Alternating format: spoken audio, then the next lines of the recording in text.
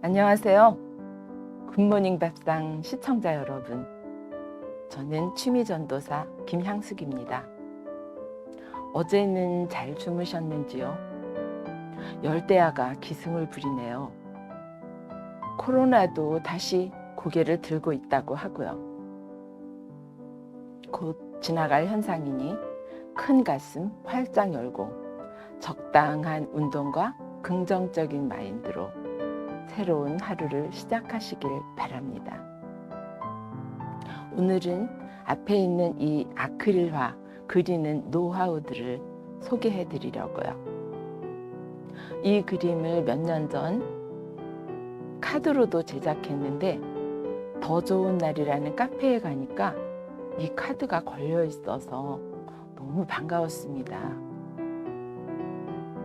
나 취미예술 좀 해봤어 하시는 분들은 캔버스에 유화나 아크릴화를 그려보신 걸로 짐작을 하는데요.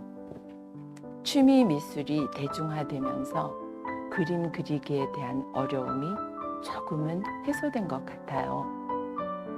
요즘은 원데이 클래스를 통해서 체험하실 수도 있고, 더 욕심이 생기신다면 가까운 평생교육원, 학습관 같은 데서 스케치부터 배우면서 그림에 대한 기초 수업을 받으실 수 있습니다. 작은 소품 하나 완성해 보시면 붓을 처음 잡아보시는 분들은 점점 그림의 매력에 빠지실 듯 합니다. 일러스트 하면 어떤 내용을 시각적으로 전달하기 위해 사용되는 도안이나 사파를 말합니다. 꽃을 주제로 꽃 일러스트 이미지를 보면서 혹은 사진을 찍어서 앞에 놓고 연필로 살짝 스케치한 캔버스에 아크릴 물감으로 그림을 그리면 신선놀음이 따로 없어요. 두고두고 완성작을 감상하면서 오래오래 즐길 수 있는 아크릴화 그리기를 하려면 준비물이 필요하죠. 준비물은 우선 캔버스가 있어야겠죠. 근데 캔버스가 없으면 남는 광목천이나 손수건을 사용하셔도 됩니다. 캔버스는 닷땡소 같은 데서 아주 저렴하게 사셔도 돼요. 1,000원에 맞춘 미술 도구들이 다양하게 나와 있어요. 미술 재료상에 가셔도 미술 재료들이 종류별로 준비되어 있습니다. 또 붓과 아크릴 물감이 있으면 돼요. 스케치할 때 필요한 4H 연필과 지우개, 화장지나 못 쓰는 천, 물통, 타월 등이 준비되었으면 스케치부터 하시고 소품부터 그려보세요. 차차 풍경화, 인물화, 정물화로 가는 걸로. 사용법입니다. 아크릴 붓은 굳기 전 물에 세척이 가능합니다. 차차 붓 종류를 늘리시면 되겠지만 붓 사이즈는 2호, 4호, 6호, 8호, 10호, 12호, 14호로 구성이 되어 있는데 낱개로 사셔도 돼요. 색이 마음에 안 들면 덧칠을 할 수 있어요. 그리고 물감을 짤 때는 길쭉한 플라스틱 접시에 호일을 씌우고 같은 계열의 색 4-5가지를 짜놓고 물을 살짝 묻혀서 연습지에 칠을 해보고 마음에 들면 천에 그립니다.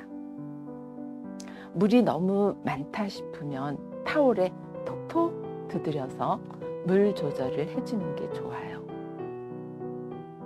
물감은 곧 마르고 마르면 못 쓰게 되니까 뚜껑을 바로 닫고 적당량을 짜놓아야겠죠? 다 쓴 붓은 여러 번 세척해야지 안 그러면 붓을 못 쓰게 됩니다. 그렇다고 붓을 씻은 후 물통에 오랫동안 담가 놓으면 붓의 털이 휘어져서 속상합니다. 수채화는 종이에 그리고 물을 사용하죠. 금방 말라요. 유화는 천에 그리고 기름을 사용하는데 하루 이상 걸려요. 물감이 건조되는 시간을 기준으로 한다면 아크릴화는 중간 정도라고 할 수 있겠네요. 다 5분 있으면 건조되거든요. 그림마다 장단점이 있는데요.